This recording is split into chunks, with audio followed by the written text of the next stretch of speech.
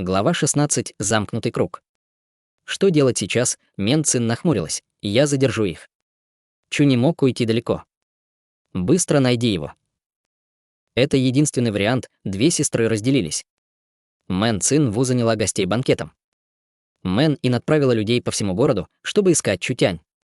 Полдня прошло, но Чутянь не нашли. Мэн Ин вернулась разочарованная. Чутянь — находчивый человек. Если он действительно хочет уйти, то мы его не удержим. Услышав это, Мэн Цин Ву почувствовала, что сейчас заплачет. Она чувствовала себя обиженной, он ей отомстил за все. Мало того, что он меня унизил, так еще и побил. Ко мне никто никогда пальцем не прикоснулся даже. Этого мало. Мужчина должен быть более открытыми и не спорить с такой женщиной, как я. Все ее тело горело огнем. Вот ведь паршивец, он не проявил абсолютно никакого сострадания по отношению к женщине. Мэн Ин думала о другом. Ее ум был полон прибылей и убытков. Она имела средний талант в выращивании и не была очень умна. Кроме красоты, у нее не было ничего другого, что было бы выдающимся. Так как она была маленькой, люди смотрели на нее с вожделением, если не с презрением. Фен ей не в счет. Чутянь был подарком с небес. Да, он был с ней только 2 дня. Однако это были лучшие дни в ее жизни, это был первый раз, когда она чувствовала, что судьба может быть иной. Тогда же свиньи могли летать. Впервые она чувствовала себя в безопасности так долго. Разве что Джиджи могла конкурировать с Чу за это. Чутянь был легкомысленным, высокомерным, властным и очень неадекватным по своей натуре, но Мэн Ин чувствовала, что может доверять ему, и он хороший человек. И все же неприятное чувство тревоги закралось в ее сердце. Кто бы знал, что сюрприз будет слишком внезапным и быстрым. Она была поймана врасплох и не успела среагировать. Осталась только пустота, безграничное сожаление и убытки, я никогда его не увижу, Мэн Ин не могла поверить. Словно червь глодал ее сердце, заставляя ее страдать и лить слезы без остановки. Когда Мэн Цин Ву увидел подавленное состояние Ин, она почувствовала еще больше сожаления и горечи. Беда. Домработница Джао чуть не упала, споткнувшись.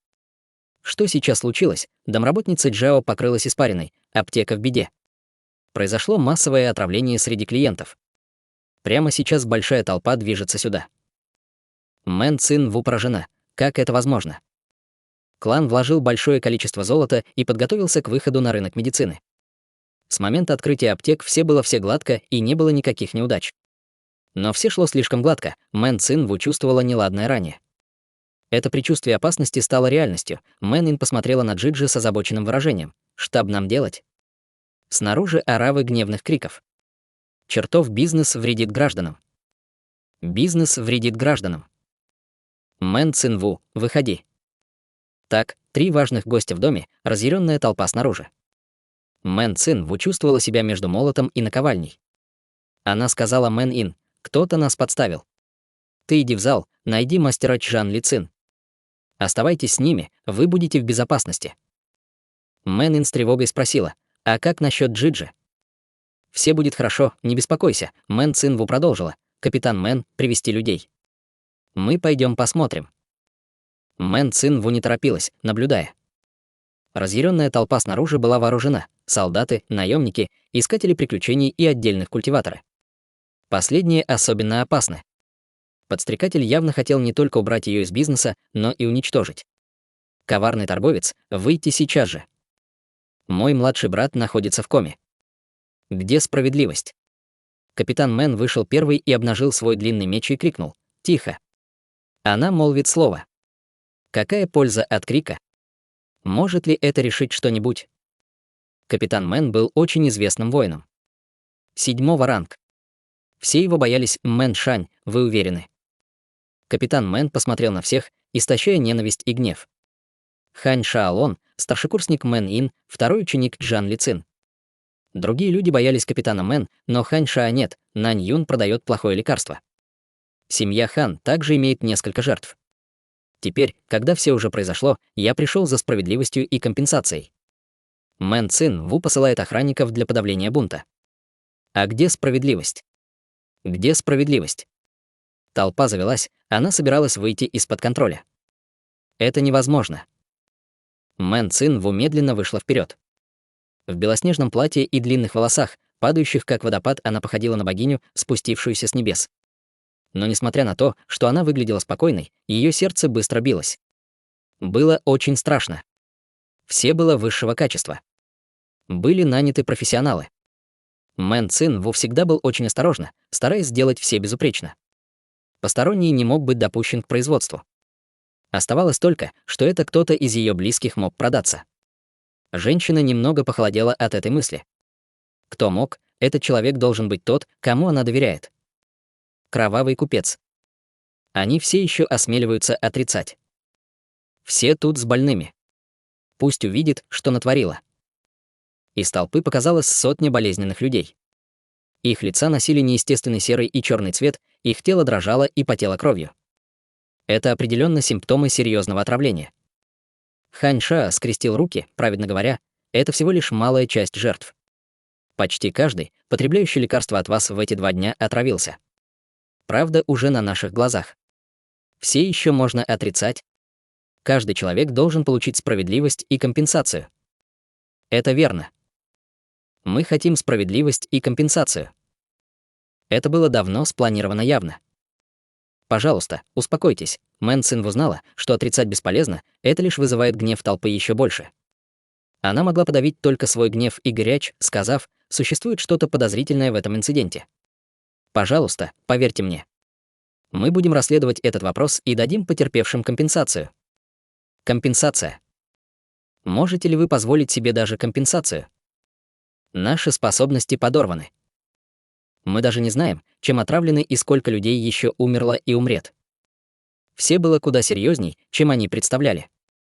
Яд не смогут найти, потому что злопыхатель явно хотел замести следы и уничтожить клан. А если вы не можете идентифицировать яд, то как вы можете поймать преступника? Кроме того, непонятно, кто умер от яда, а кто нет. Ситуация в конечном итоге уйдет из-под контроля. Мой брат купил бутылку с целебной водой. Яд вступил в силу во время его миссии, поэтому он был убит зверем. Из толпы вышел бородатый человек со стальным топором в руках, сердито крикнув: «Вы, коварные негодяи, вернуть жизнь моего брата!» Капитан Мэн взревел: «Убирайся!» Длинный меч блокировал стальной топор. Волшебная сила Мэн сбила своего противника с ног и сразу же отправила ударом его обратно в толпу. Капитан Мэн, стоя к тому же Мэн Цин Ву, закричал: «Кто посмеет обидеть Мэн Цин Бэу, не вините меня за грубость!» Хань Ша поймал бородача, сразу крикнув: «Коварные негодяи не дают каких-либо объяснений, могут только нападать на других, сражайтесь с ними до смерти».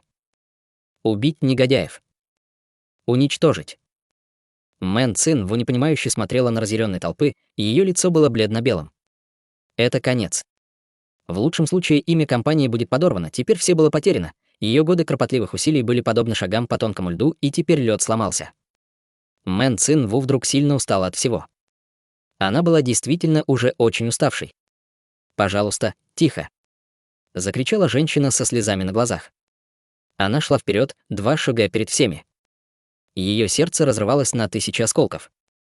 Но она твердо и решительно произнесла: «Я еще раз говорю, что Нань Юн компания будет компенсировать все. Пожалуйста, поверьте мне, даже если я поведу семью к гибели, я все равно буду компенсировать вам». Домработница Джао.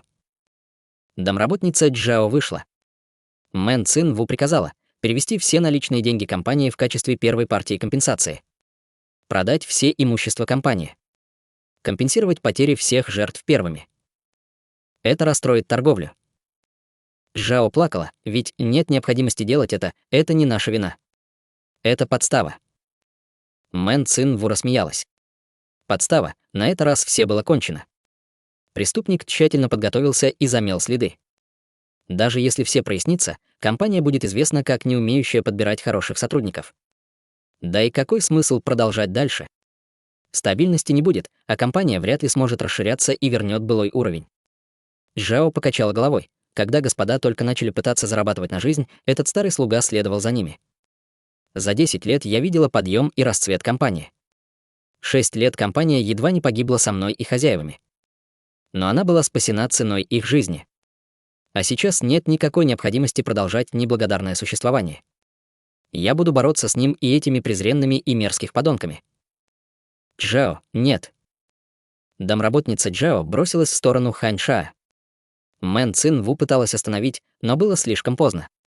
Стрела из толпы пронзила ее грудь. Джао. Мэн Цин Ву проигнорировала попытки капитана Мэн остановить ее и бросилась к телу. Она смотрела на окружающую толпу, лицо ее было в слезах. Я уже готов был отдать все. Вы выиграли, вы уже выиграли. Зачем вы это сделали? Зачем? Хань Ша громко рассмеялся. Мэн Цин Ву, ты на самом деле глупа или просто делаешь вид, что не понимаешь? Вы действительно думаете, компенсация будет достаточно? Брат Ван, пожалуйста, скажи ей. Один из офицеров вышел вперед. Я капитан следственной группы Тяннан Ван. Ван говорил с чувством достоинства. Этот инцидент повлек за собой большое количество жертв.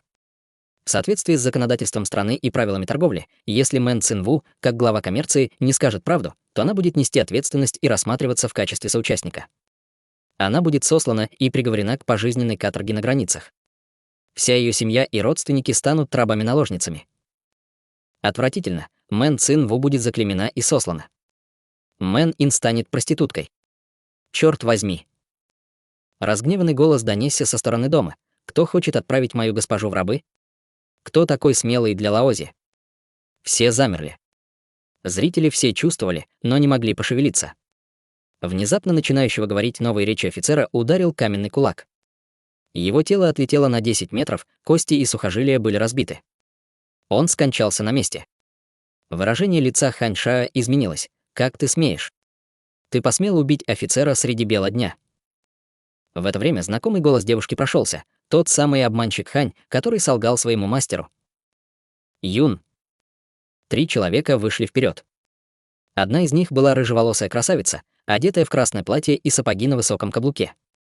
Другой был 30-летним мускулистым мужчина под 2 метра высотой с телосложением, как у медведя. Последний был простой седой старик. Когда Хань Шаа увидел Чжан Ли Цин, он будто увидел призрака. Выражение его лица сразу изменилось. Учитель.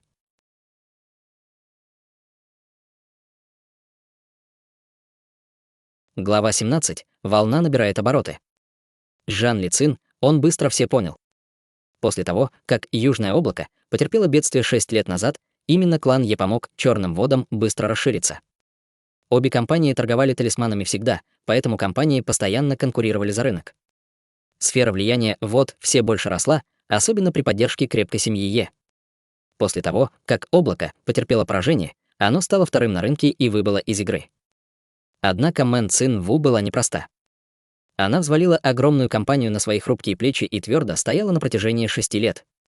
Под ее руководством компания не только не погибла, но стала стабильной и даже стала расти. Мэн хотела восстановить былое величие компании, но прекрасно понимала, что без сильной поддержки это невозможно. Именно поэтому она выбрала другой путь, вложив большую сумму золота в исследования в течение полугода перед выходом на рынок. Она тщательно подготовилась в течение полугода. Но прошло только 2 недели после открытия. Как возможно это отравление? Невозможно. Их определенно подставили. Хань Шаа намеренно ввел в заблуждение его, когда изгнал Мэн им позавчера. Его мотивом было расколоть любые отношения между ним и семьей Мэн. Именно этот ряд событий был связан друг с другом, поэтому Ли Цин был уверен, что семья Хан определенно участвовала в этой афере. Чжан Ли Цин обычно не обращал внимания на дележки в бизнесе, но не в этот раз. В ней приняли участие Мэн и Нычутянь. В то же время отравившихся было слишком много. Бизнес не должен наносить вред гражданам. В любом случае, он должен вмешаться. Хань Шаолонг был удивлен и сбит с толку.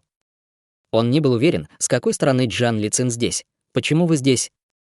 Чжан Ли Цин холодно посмотрел на него. «С сегодняшнего дня и далее наши отношения мастер-ученик разорваны. Научное сообщество не нуждается в молодых, которые жестоки и с дикими амбициями. Особенно мне не нужен такой». Выражение лица Хань Ша резко изменилось. Знаменитый Чжан Ли Цин только что изгнал его перед всей толпой. Что произошло? Чжан Ли Цин заговорил угрожающе. «Если вы не прекратите пытаться подлить масло в огонь, то не вините меня за грубость». Хань Ша замялся. Такого он не предвидел. Сюн Тяньян и Нангунь Юн тоже здесь были. Почему все эти важные фигуры здесь вместе с Мэн Цин Ву? Он не знал заранее. «Старый Джан, вы совершаете большую ошибку». Еще один хриплый старческий голос доносился из толпы. «Ваши старания бесполезны. Я предлагаю вам не связываться. Вы можете потерять все». Сюн Тяньян напрягся. Он хмыкнул. «Ли Чан Юн? А ну, выходи». Очень худой старик с небольшим количеством белых волос вышел. Ему внешне всего лишь около 50 лет, но на самом деле уже 70 было. Он носил чрезвычайно изысканный и роскошный вышитый халат, его рука держала длинный посох. На его пальце носил несколько дорогих колец. Его волосы были зачесаны назад прядь на прядь, выглядя чрезвычайно благородно и подобающе его статусу. Для сравнения, Чжан Лицин был как старый деревенщина. Президент ассоциации, цеховой мастер гильдии, столкновение этих двух ведущих фигур превысило ожидания каждого, Чжан Лицин посерьезнел. Это личное. Чан Юн получал деньги из Е-клана. В некотором смысле Ли Чан Юн был членом семьи Е. Его появление повреждает участие клана Е. Облако было в опасности. Сюн Тяньян, я буду иметь дело с вами рано или поздно по этому вопросу с моим учеником. Ли Чан Юн посмотрел на Сюн Тяньян, прежде чем переключить внимание к Чжан Лицин, старый Чжан, я советую вам поберечь свою репутацию, облако совершило такой тяжкий грех. Все требуют справедливости, как представитель ассоциации, я, естественно, должен вмешаться. Ли Чан Юн смеялся холодно, продолжая, вы мастер, но лучше ли меня в алхимии? Даже я не могу диагностировать, что это яд на этот раз. Если вы продолжаете говорить глупости, я боюсь, что вы будете сожалеть об этом. Как мог Чжан Лицин не понять подтекст Ли Чан Юн? Если Ли Чан Юн, как президент городской ассоциации, не мог диагностировать яд, то никто в городе Тяньнан тоже не мог диагностировать яд. Если жертве не может быть поставлен диагноз, то как можно лечить? Согласно закону, если Мэн Цин Ву не может найти виновника, то виновной будет она. Если Чжан Лицин поддержит Мэн Цин Ву, то его репутация будет разрушена, эти люди были хорошо подготовлены. Даже тип яда был тщательно отобран. Чжан Лицин остался невозмутим, все оплачено. Ваша душа наполнена только алчностью и роскошью. Ученый должен быть объективен. Я не успокоюсь, пока не узнаю правду. Сюн Тяньян взревел. Красиво сказано. Этот старый медведь также будет мешать.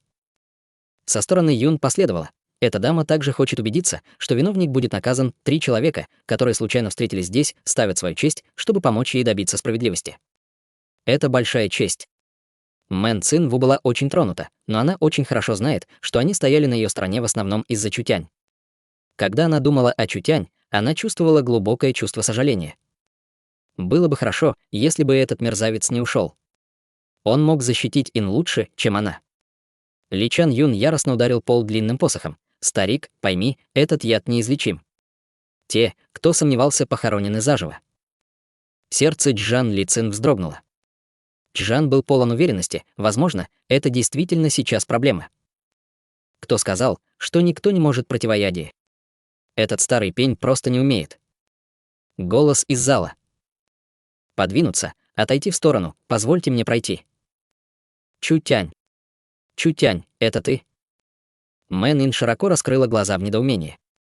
Чутянь беспокойно протиснулся сквозь толпу, хитро улыбнулся Мэн Ин. Конечно, это я, кто же еще это может быть? Мэн Цин Ву была в шоке. Этот ублюдок, он не хочет уйти?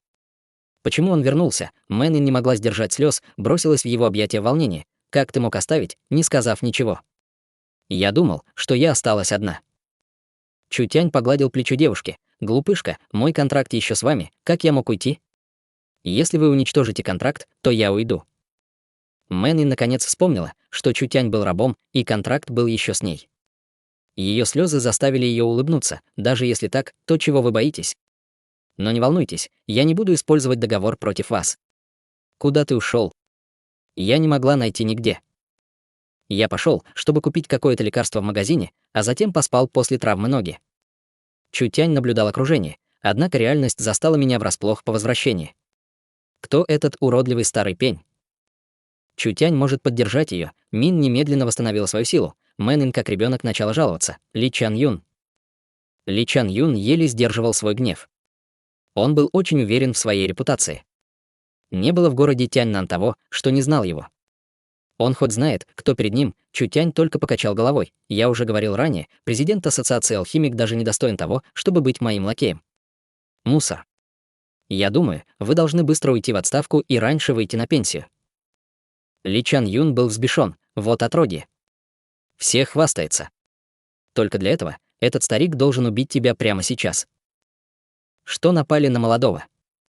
Жак Лицин понял, Чутянь старый ли не был слаб, поэтому он не был уверен в том, что сможет остановить их, пока у него был яд. Жан Лицин боялся, что Чутянь разозлит Ли Чан Юн. Маленький учитель, вы можете диагностировать, какой яд у этих людей? Ли Чан Юн холодно рассмеялся, сказав: «Вы жили в течение нескольких десятков лет. А вы уверены в безумных бреднях простого мальчика?» Чу Тянь прямо сказал Ли Чан Юн: «Вы просто лягушка в колодце». То еще дерьмо. Лицо Ли Чан Юн стало бледным. «Что ты сказал?»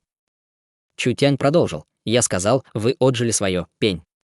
Вы педантичны и старомодны. Только злоупотребляете властью. А вы действительно думаете, что вы были важной фигурой? На самом деле вы меньше, чем кусок дерьма. Почему ваши глаза так смотрят? Лгут. ГМ. Самопровозглашенный алхимик в городе. И такое смелое заявление. Лаози.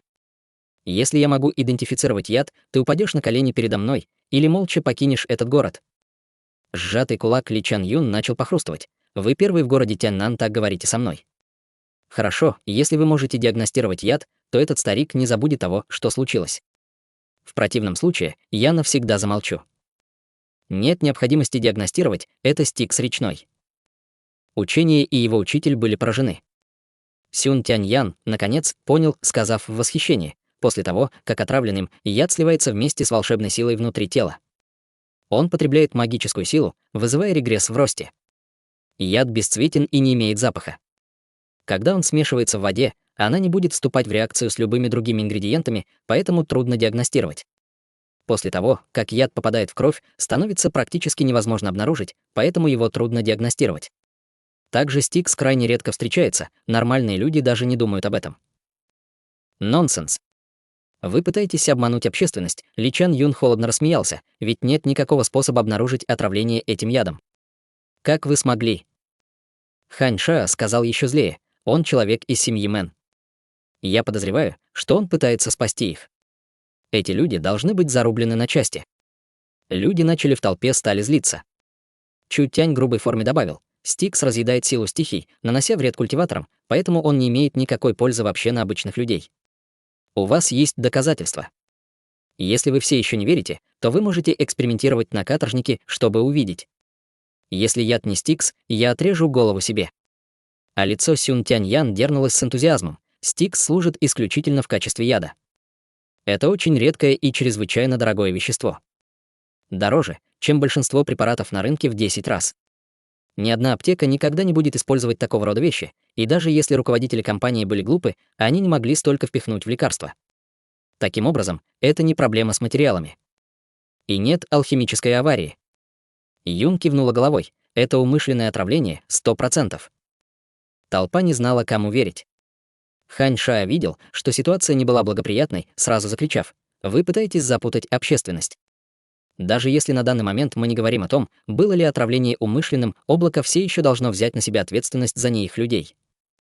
Правильно. Это верно. Хватит.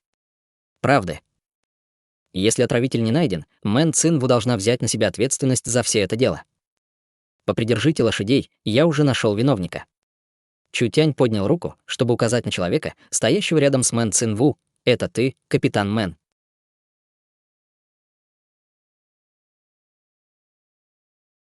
Глава 18. Нахождение истинного виновника. Мэн Цинву оторопела. Несмотря на то, что она уже поняла, что преступником был один из ее доверенных помощников, она не могла бы подумать или поверить, что это был верный капитан Мэн, который следовал за ней в течение 7 лет. 7 лет назад Мэн Шань, спасаясь от своих врагов с женой и ребенком, был принят в еще тогда влиятельную компанию «Южное облако». Мэн Шань не был талантливым или сильным, поэтому он мог служить только в качестве обычного охранника. Вскоре после этого облако терпит свое самое большое бедствие. Когда дерево падает, обезьяны разлетаются, все его сотрудники и таланты убегают. Только Мэн Шань остался и помог Мэн Цинву пережить трудные времена. Неужели такой человек, предатель, Мэн Ин не верила? Он спасал ее в критические периоды много раз. Если бы он хотел нанести вред торговле, он бы сделал это раньше. Чушь, лицо Мэн Шань показало удивленное выражение. В облаке нет ни одного человека, который не знает, что я полностью на стороне компании. Клевета. Чу Тянь сказал: часть улик уничтожена, но некоторые доказательства не могут быть уничтожены. При сборе воды человек так или иначе вдыхает ядовитые папы. Это приводит к отравлению всего организма и пятнам по всему телу и черноте части пальцев. Капитан слегка вздрогнул. Гаденыш Чу, откуда знает про такое? Сюн Тяньян подошел. Позвольте мне посмотреть. Капитан Мэн пытался сопротивляться. Отойдите. У меня нет такого. Юн вскочила с места. Сюн Тянь Ян воспользовался возможностью продемонстрировать свои способности единоборства, легко сдерживая две руки капитана Мэн. Они сначала осмотрели 10 пальцев почерневшие. Это яд. Сюн Тянь Ян снял броню Мэн Шань и увидел, что там были серые пятна. Лицо Мэн Шань стало как лист бумаги. Ведь это был ты. Мэн Цин вздрогнула. Я думала, что ты честный человек, который положил жизнь на путь чести и справедливости. Неподкупный. Скажи, зачем? Да. Глаза капитана были полны мести и сожаления. Я отравлен. Все были ошеломлены. Все думали, что капитан Мэн будет продолжать оправдываться, кто же знал. Тот Мэн. Тебе конец. Мэн Шань посмотрел на разъяренные толпы. Его глаза были полны безнадежности и намека на облегчение. Сначала он чувствовал свой конец.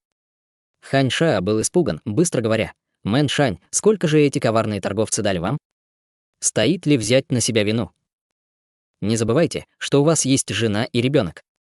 Если вы умрете, что будет с ними?» Мэн Шань расплылся в бешеный смех. «Ха-ха, жена и ребенок, вы смеете говорить о них передо мной? Отпустите меня. Отпусти меня. Пожалуйста, позволь мне уйти». Мэн Цин Ву кивнул в сторону Сюн Тянь Ян. После того, как Мэн Шань был освобожден, его глаза показали решимость. Доброта облака равна моему сердцу. Даже если я умру, я не буду предавать, но... Рука Мэн Шань задрожала, когда он потянулся за небольшой сумкой в одежде.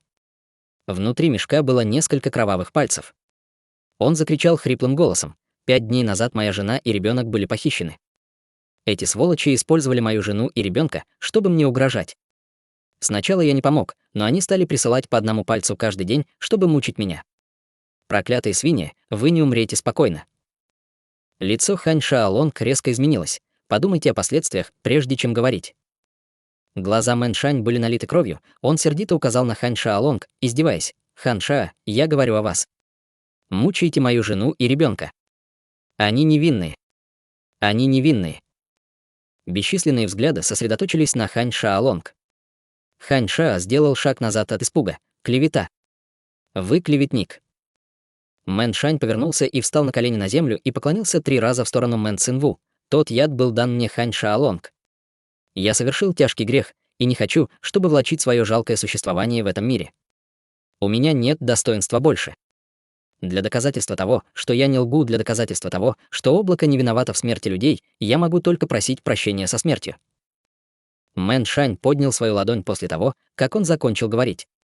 «Не надо». Мэн Цин Ву поспешил остановить его, но было слишком поздно. Мэн Шань сильно ударил себя в грудь, немедленно разбив артерии и вены. Он сплюнул большой сгусток крови, падая на землю лицом вверх. Мэн Ин вскрикнула в ужасе: «Капитан Мэн! Капитан Мэн!» Мэн Цин Ву поспешила удержать его. «Я знаю, что вы вынуждены были брать это на себя. Моя жена и ребенок, мое все закончилось, все боли». Глаза Мэн Шань широко раскрылись, прежде чем он начал умирать. Его дыхание было тяжелым, его лицо было полно мести и сожаления. «Я знаю, что я был слишком эгоистичен. Я не думаю, что...» Следствие было ужасным. Сознание Мэн Шань начал уходить. Он сказал с последним вздохом: «Все моя вина. Если моя жена и ребенок живы, пожалуйста, пусть уйдут. Госпожа, мне очень жаль. Сожалею. Простите». Мэн Шань знал, что независимо от того, сколько он говорил, он не мог компенсировать даже тысячный того, что он сделал. Одна слеза скатилась из угла его глаза, когда он покинул этот мир, взяв с собой сожаление, боль и горечь. Джан Ли Цин было очень грустно. Если бы он знал, что дойдет до этого, он действовал бы по-другому. Домработница Джао умерла. Капитан Мэн умер. Когда она увидела лицо Мэн Шан, которое было полно горечи и раскаяния, Мэн Цин Ву пробормотала про себя: «Покойся с миром, если ваша жена и сын все еще живы, я позабочусь о них». Хан Шаолонг. Ты — грязная свинья. Бесчисленные злые глаза обратились к нему почти в то же самое время. Хань Шао указал на Чутянь. «Может, вы, ребята, не видите? Спекулянты, очевидно, пытаются использовать своих рабов и охранников, чтобы разыграть вас. Не будьте обманутыми. Семьи Хан также пострадала, многие из наших членов клана были отравлены. Это просто облако хочет переложить вину на других. Жан Ли Цин сердито сказал: «Хан Ша, держите людей за идиотов». Не стоит верить на слово. Ли Чан Юн использовал возможность с сарказмом сказать: «Лично я думаю, что слова молодого мастера Хана не обоснованы». Дамы и господа, почему вы не думаете, что яд, который так сложно обнаружить, вдруг узнается рабом? Разве это не подозрительно? Даже если бы он начал изучать алхимию, когда он находился в утробе матери, он не узнал бы о таком яде. Я считаю, что есть что-то странное здесь. Я полагаю, что мы должны прикрыть сначала деятельность компании, а потом расследовать все. Авторитет Ли Чан Юн в глазах народа был очень высок. Толпа начала колебаться. Хань Ша вздохнул с облегчением. «Спасибо, великий мастер. Я, конечно, не виновен». Хань Ша давно понял. Этот Чу Тянь неизвестного происхождения — реальная угроза, надо избавиться от этого парня. Хань Ша направил оружие в сторону Чу Тянь. «Вы раб. Признайтесь честно. Сколько эти коварные торговцы вам платят?» Чу хладнокровно произнес: «Капитан Мэн умер, чтобы свидетельствовать против вас. Я единственный, кто вас обвинил». Почему старая собака так много воняет? Ли Чан Юн, естественно, пришел в ярость. «Малыш, я уже неоднократно говорил, что ходите по острию лезвия, вы должны знать, что неосторожные слова несут последствия». Мы все слышали это. Сей смеет оскорблять мастера Ли Чан Юн? Тысячи наказаний недостаточно ему. Ша Лонг воспользовался возможностью, чтобы говорить: «Вы тот человек, чья смерть не будет оплаканной. Мастер великодушен тебя и прощает. Однако я этого так не оставлю». Чу Тянь мог ясно видеть намерение Хан Ша. «Чего ты хочешь?» Хань Ша красноречиво сказал: «Я хочу драться с тобой 1 на 1. Справедливая борьба на смерть. Я буду использовать свою кровь, чтобы смыть несправедливость». Согласен. Дуэль. Вы находитесь на 4-м ранге, я на 3-м ранге. Вам уже более 20 лет, а мне лишь 17 лет. Это действительно хороший и справедливый бой. Ты боишься. Поклонись, извинись и скажи, что я не виновен. Нет, нет, ты настаивал на поединке, как я могу отказать? Хань Ша был полон ликования. «Мусор, мне нужен только 1 ход, чтобы победить». Чу Тянь пожал плечами, сказав: «Мне тоже». 1 ход, зрители все были в шоке. Разница между количеством магической силы 3-го и 4-го этапа была огромной, ибо существует большая разница в мощности между ними. Но для 3-го ранга, чтобы победить 4-го ранга 1 ход, это было что-то практически невозможное. Сюн Тянь-Ян хотел предотвратить драку. Юн покачала головой. Хан Ша не более чем ученик. Он неопытный. Чу победит. Я посмотрю, как вы будете продолжать. Руки Хань Ша внезапно выпрямились, создавая легкий вибрирующий звук. Я сначала парализую ваши руки. Божественный сокол — это было очень быстрым и сильным боевым искусством. Ша давно тренировался на протяжении многих лет, уже доведя свое мастерство до совершенства. Его скорость была быстрой, а атака была сильна. Одного удара хватало, чтобы оставить противника калекой. Чу Тянь закрыл глаза, оставаясь неподвижным, вызывая магическую силу. Его правый кулак слегка засветился в тот момент, острые когти Хань Ша были прямо перед ним. Его глаза открылись, словно Чу Тянь стал другим человеком. Он больше не казался ленивым, вялым. Вместо этого он был похож на меч с желанием убить. Сердце Хан Ша застучало. Хань Ша имел страшное предчувствие, словно он был жертвой охотника. Все его тело похолодело. Невозможно. Как он мог создать такое сильное оружие? Хань Ша стиснул зубы. «Я не верю, что вы способны блокировать мои атаки. Умрите». Чу Тянь, как бабочка через цветы, уклонялся от атаки Хан Ша Лонга. А кулак Чу Тянь искрился, создавая сильный взрыв ударной волны, который послал Хань Ша в полет.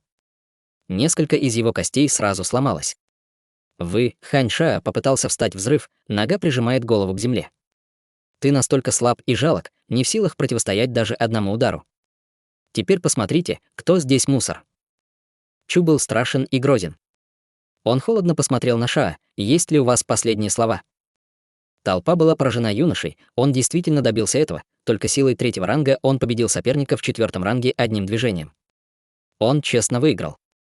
Он явно тайный эксперт, которому глупый балбес и в подметке не годился. Ли Чан Юн слегка поморщился. Может, он секретно обучался в другом государстве? Раб? Невозможно. Эта личность, этот талант, эти способности, как он мог быть рабом? Гении определенно не появляются из воздуха. Чу Тянь удивил мастера. Зрители также увидели Чу Тянь в новом свете.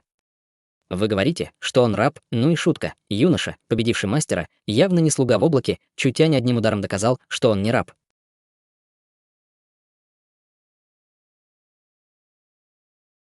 Глава 19. Контратака. Ханьша. Как он мог принять такое унижение? Я преемник черноводия, как смеет дешевый раб унижать меня? То, что уставились. Убить, убить, убить. Убейте его для меня. Ханьша пришел в ярость и потерял рассудок после Чутянь. Он бросил все и приказал своим охранникам убить Чутянь, чтобы облегчить свою ненависть, Юн дважды ударила. «Катись». Ее кулаки засветились. Два охранника Хань были немедленно отправлены обратно в толпу. Я видела наглость, но я не видела бесстыдства такого масштаба. Вы потребовали дуэли, но вините Чутянь за унижение. Рыжие волосы Юн свободно летали в воздухе, когда она смотрела на толпу.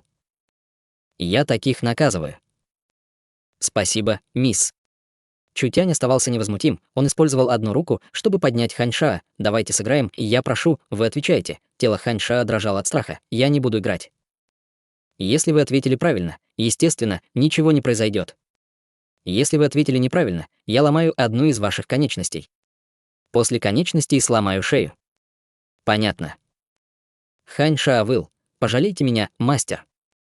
Чутянь усмехнулся. Вот неправильный ответ. Бам! Звук сломанных костей, пронзительный визг Ханьша. Злоба и решительность Чутянь вызвали мурашки у людей, Ли Чан Юн выделялся. Я не могу продолжать наблюдать за этим монстром. Президент Ли, пожалуйста, успокойте себя. Чжан Ли Цин посмотрел на Ли Чан Юн, не торопясь, говоря, все здесь слышали Ханьша. Ли Чан Юн был мрачен. Такие люди, как Чжан Ли Цин, Сюн Тяньянь и Юн были там, и Ханьша потащили в эту неразбериху. Если он атакует, ему не поздоровится. Чутянь сказал, давайте продолжим. Стоп. Я не хочу играть. Слезы и сопли Ханьша текли как ручей. Я признаю, я это сделал, все я. Я прошу тебя. Отпусти меня. Если вы позволите мне жить, я буду платить все. Он чувствовал себя жалким, он был напуган, он был преемником компании. Он мог наследовать миллионы, он не хотел умирать, это конец. Он никогда не думал, что Чжан Ли Цин, Сюн Тяньян и Юн будут на стороне облака. Лицо Ли Чан Юн стало серым. Он холодно хмыкнул, развернулся и ушел. Неинтересно вообще, Чутянь бросил Ханьша на землю и злобно пнул его. Где семья капитана Мэн? Говори. В темнице. Они живы. Я не прав. Не убивайте меня. Чёрт. Выругалась Юн. Ханьша просил, старшая сестра, как ученица одного мастера, пожалуйста, пощадите меня. Ученица мастера. Ты смеешь поднимать эту тему? Красивые глаза Юн широко раскрылись. Когда вы замыслили уничтожить семью Мэн Ин, вы подумали о мастере. Надо решить его судьбу. Чутянь. Что вы имеете в виду? Чутянь объяснил. Так как он является главным виновником во всем этом, то давайте пусть жертвы решат. Хорошо, глаза девушки горели. Ха-ха. Мне нравится. Ханьша был настолько напуган, что его даже душа пыталась улететь. Нет. У меня много женщин, у меня много денег. Чутянь, если вы отпустите меня в этот раз, я дам вам все. Юн Хан бросил его прямо в толпу. Мало того, что этот парень убийца, так еще и издевается. Убей его. Ты грязная свинья, вы осмелилась обмануть нас. Верни мне жизнь моего брата. Бесчисленное количество людей устремилось вверх, Ханьша исчез в считанные минуты. Его мучительные вопли резко закончились. Примерно через 10 минут толпа постепенно разошлась. Кусочки плоти покрывали землю, никто не мог подумать. Тело Мэн Цин Ву слегка дрожало, а ее глаза были влажными. Она многие годы боролась с компанией, однако в ее сердце было очень тоскливо. Она не чувствовала радости. Все как 6 лет назад. Было ли это важно, Мэн Цин Ву решила закончить торговлю. Она хотела мирной жизни. Чутянь, именно он спас всю ее семью. Чутянь чувствовал взгляд Мэн Цин Ву, повернулся, чтобы улыбнуться ей. «Не надо меня благодарить», Мэн Цин Ву почувствовала прилив сил.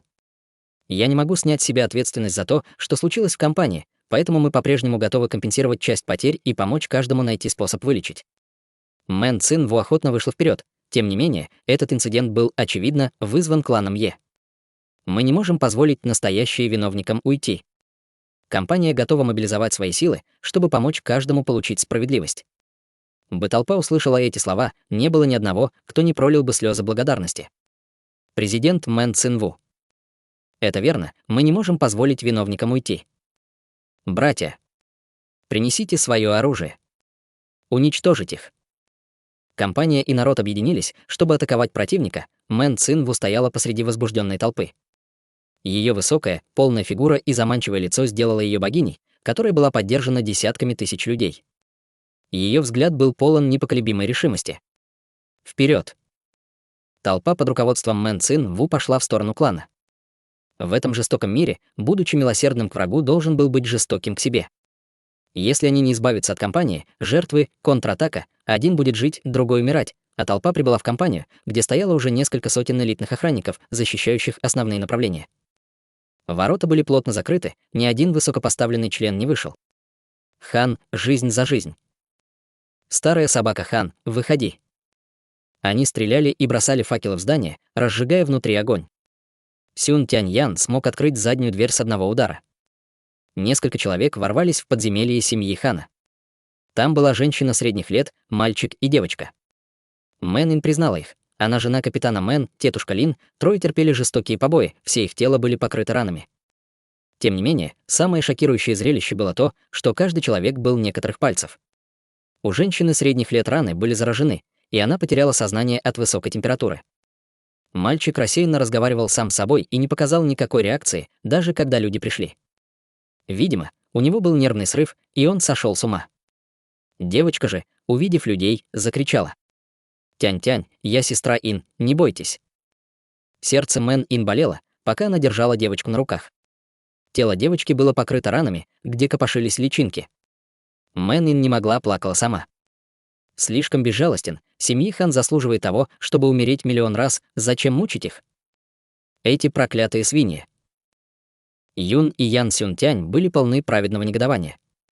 Оба они имели вспыльчивый характер и очень прямолинейные. Они не могли подавить свою ярость и очень стремились убить всех, чтобы выразить свой гнев. Чутянь тоже был очень зол, но он не хотел тратить время. Он слегка ткнул детские тела, чтобы заставить их пройти. Они находятся на пределе своих возможностей, спасение жизни является более важным. Поехали. Снаружи был полный беспорядок. Хань были намного сильнее, чем Мен. Многие из охранников были из клана Е. Они могли бы подавить охранников Мэн в качественном и количественном соотношении. Если бы не помощь от разъяренных жертв, то они бы не выбрались. На данный момент обе стороны были в безвыходном положении. Число раненых стремительно растет. А тело Юн было окутано красным светом. Она выскочила из темницы, как стрела к дому Хан. Бум, оглушительный звук, гигантская дыра в доме, мощь Юн была большой. Ее интенсивный огонь быстро распространился, в результате охрана сбежала. Она была на крыше. Ее красные высокие каблуки, красное платье, ослепительные волосы, длинные белоснежные ноги, восхитительное лицо в сопровождении своей магической силы делало из нее богиню. Люди. В течение 10 секунд сложить оружие и сдаться. В противном случае, я клянусь, вам конец. Дочь мэра, каждый из был в шоке. Она единственная дочь мэра. Дочь мэра. Голос от гигантского мечника. Его лицо резко изменилось, сразу же громко крикнув: «Защитим семью! Сражайтесь до конца! Наша семья невиновна! Мэр не имеет права на такое! Эти зачинщики будут страдать от последствий!» Хань Хао. Он вице-президент и имеет высокий авторитет. Охранники Хан сразу же стали раздутыми. Это верно, компания была влиятельной, компания была богатой, появились солдаты. Один из офицеров крикнул: «Я генерал Тянь-Сити. Вы, ребята, начали бой в городе. Сложить оружие». Хань Хао показал восхищенное выражение: «Генерал Джао, защитите нас». Генерал часто помогал клану. Все решено. Генеральный Джао притворился: «Что здесь происходит?» Хань Хао сказал: «Мэн Цин-Ву. Это женщина-змея. Она обманула других людей, намеренно причиняя членовредительство. Они жестоко убили моего племянника и подстрекали толпу, чтобы вызвать хаос в нашей компании. Наш клан всегда следовал и следует закону. Сегодня мой племянник умер жестокой смертью». Мэн Цин-Ву заманила толпу вторгнуться в штаб семьи Хан, в результате чего был причинен серьезный ущерб. Где справедливость? Где справедливость? Каждый был зол, когда они услышали это. Хань Хао все еще имел достоинство говорить такие бесстыдные слова. Что будет сейчас? Люди разочаруются, если компания останется.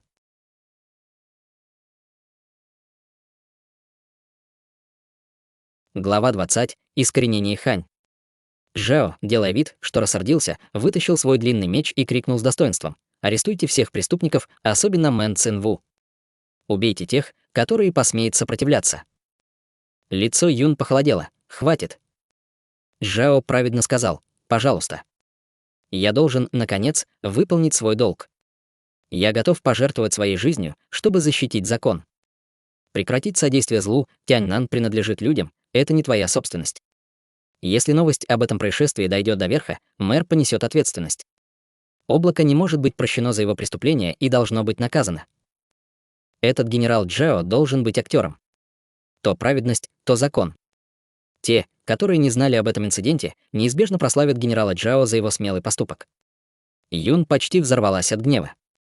Генерал Джао мудрый и решительный, он благо для города Тяньнан. Выражение лицо Хан Хао было насмешливым. «Злодеи, почему ты не сдался? Ты хочешь восстать?» Жао махнул рукой: «Готовьтесь к бою». Несколько сотен солдат обнажили мечи. Хань Хао также поднял оружие. «Сыны Хан, поднять свое оружие и защищать достоинство нашей семьи». И спереди, и сзади были окружены ненависть, гнев. Толпа была настолько зла, что их чуть не вырвало кровью. Они не могли смириться, гвардия слишком сильна. Шансы неравны. Что делать? Неожиданно, громко стуча броней, вышел отряд генерала. Вы, ребята, не обращали внимания на существование генерала города Тяньнан. Сюн Тяньян рассмеялся. «Брат, ты пришел как раз вовремя». Элитный кавалерийский отряд вышел на сцену, как серебряный поток. Каждый солдат источал ауру хищника. Это было элитное подразделение, которое боролось на реальном поле боя. Величественный коренастый мужчина вышел из толпы. Этот человек носил престижную среднюю броню. Ему было около 40 лет. Похож на медведя как брат. Жао, который был праведным только что, аж вспотел. Его ноги начали дрожать. Он никогда бы не подумал, что придет такая важная шишка. Хан Хао был испуган. Генерал Сюн, глаза Сюн Бинг выдавали рассерженность. Голубая цветная волшебная сила исходила от него в виде потока воздуха на несколько сотен метров. Рев. Жестокий рев звучал из-за Сюн. Бирюзового волшебная сила конденсируется в гигантский медведь. Древняя дикая аура распространяется во всех направлениях. Эта аура сделала сотни охранников дрожать столько в страхе, что они не могли даже держать свое оружие должным образом. Дух вызова. Пробуждение и культиватор и Юн и Ян Сюнтянь могли использовать силу духа, но не могли вызвать самого духа. С другой стороны, Син Бинг достиг этого и мог вызвать метель медведя. Хань Хао был ошарашен и чувствовал себя обреченным. «Что ты делаешь?» «Что я делаю?» «Убиваю вас, конечно». Метель, Сюн наслал пургу на него. Хань Хао стал ледяной скульптурой. Затем быстрый удар разрушил его на куски. У Сюн Тяньян была магматическая медвежья сила. У Сюн Бин была медвежья метель. Несмотря на различия, магия любого брата была весьма достойной. Бин был сильнее, чем Сюн Тянь, который может полностью использовать силу своего духа. Вы должны умереть. Генерал. У Джао даже не было времени, чтобы встать на колени просить о помиловании. Генерал Джао был заморожен, а затем сломан одним ударом. Один из них был вице-президентом компании, другой был генералом Тяньнан-Сити. Сюн даже не удосужился объяснить какие-либо причины, просто убив их на месте. Если у вас есть сила, вам не нужен повод. Сюн Тяньян рассмеялся. Хорошо. Эти ублюдки заслуживают этого. Сюн Бин медленно выдохнул и сердито посмотрел на Сюн Тяньян. Тебе уже 30 лет. Не нападайте так бездумно на Лаози. Сюн Бин был беспомощен в отношении младшего брата. Он смотрел на Мэн Цинву и ее последователей, быстро махнул рукой. «Расскажите мне все по порядку и в деталях». Он был высокого ранга и статуса. Его власть была лишь чуть меньше мэра. Мэн Цинву не заставила себя ждать, все рассказала. Сюн Бин был зол. Какая компания? Вы действительно думаете, что никто не осмелился бы прикоснуться к вам только потому, что у вас есть власть? Это будет им урок сегодня. Окружите, арестовать хан, конфисковать все имущество. Убейте тех, кто сопротивляется. Да. Вся армия начала двигаться, компании конец. Все сдались. Все их имущество конфисковали. Один солдат обратился к Сюн: «Генерал, мы не смогли найти Хань-старшего, но мы нашли секретный туннель».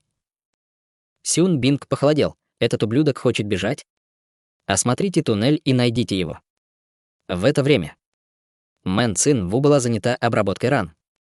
После этого Мэн Цин Ву нашла Чутянь. «Выходи, у меня есть кое-что сказать». Может ли этот цыпленок по-прежнему держать обиду на меня за избиение? Когда Мэн Цин Ву увидела, что Чутянь пытается избежать зрительного контакта, ее лицо немедленно покраснело. «А чем ты думаешь?» «Я могла бы». Чутянь подмигнул, сказал громким и ясным голосом: «Я знаю, знаю. Я никому не скажу о драке». «Почему вы говорите так громко?» Мэн Цин Ву разозлилась. Мэн Цин Ву не знала, почему она особенно раздражается, когда видит Чутянь. Она сделала несколько глубоких вдохов, чтобы успокоиться. В конце концов, она могла только произнести два слова: «Спасибо». Чутянь помахал рукой. «Мы семья, нет нужды говорить спасибо. Но надо прислушаться. Если такого рода инцидент повторится, то будет больнее», ее брови поднялись. Это был знак, что она вот-вот взорвется, она слишком волевая. Лучше беречь свою жизнь и держаться подальше от этого существа. Чутянь поспешно начал скорое отступление. «Если я больше не нужен, я пойду». «Подождите». Мэн Цин Ву снова остановила его. Она стиснула зубы и сказала: «Хан Сон не был пойман, поэтому будьте осторожны. Если этот человек захочет мести, то начнет с вас». Чутянь чувствовал себя слегка тронутым неожиданным предупреждением. Она заботится обо мне, ведь действительно нужно быть готовым к такого рода вещам. Потому что за последние несколько дней я привлек слишком много внимания. После того, как Чутянь вернулся в дом, он поманил Ли Джан пальцем и сказал: «Старик Чжан, подойди сюда на секунду». Жан Ли Цин пил чай с Сюн Тяньян. Он сразу же подбежал к Чутянь. Когда Мэн Цин Ву вошла и увидела этот фарс, она немного разозлилась. Она готова разорвать Чу на куски. Несмотря на то, Жан Ли Цин не имеет высокое положение и авторитет, как у Сюн, он по-прежнему очень влиятелен. И все же он был заинтересован Чу. Где же честь и достоинство великого мастера, где добродетель молодых людей, уважать стариков? Чутянь просто сел, как будто он не заметил присутствия другого. Он посмотрел на старика и сделал глоток чая. Только тогда он открыл рот и сказал: «Благодарю вас за поддержку». Жан Ли Цин поспешно замахал руками. «Я должен был, я должен. Я не бездельничал в течение многих лет. После сегодняшнего я чувствую себя на 30 лет моложе». Чутянь дал список материалов старику. Нужны ингредиенты в этом списке. Это ингредиенты для антидота. Вы действительно можете стать на 30 лет моложе, если вы примете это. Жан Ли Цин был безумно рад. Сердце отравлено 15 лет, он искал среди древних текстов антидот очень долго. Теперь, когда Чутянь дал ему надежду на выздоровление, как он мог не быть взволнован? Жан Ли Цин поклонился: «Я в неоплатном долгу». «Ты уже стар до такого». Чутянь посмотрел на Сюн Тяньян и сказал: «Сюн Тяньян, вы хотите быть учеником Мэн Ин? Сейчас у вас есть шанс. Если вы можете создать этот антидот, то я соглашусь». Сюн Тяньян был вне себя от радости и посмотрел на список ингредиентов: фиалка, фрукты, талые травы, 9 червей, черная кровь, сок дуба. Странно, но это яд. Чутянь ответил: сердце трудно вылечить обычными средствами. Лучший метод для борьбы — яд с ядом. Я дам вам план для магического массива. Создание этого антидота нелегко, вы можете попросить Чжан или других помочь вам. Все зависит от вашего таланта. Глаза Сюн Тяньянь почти выскочили, когда он увидел план.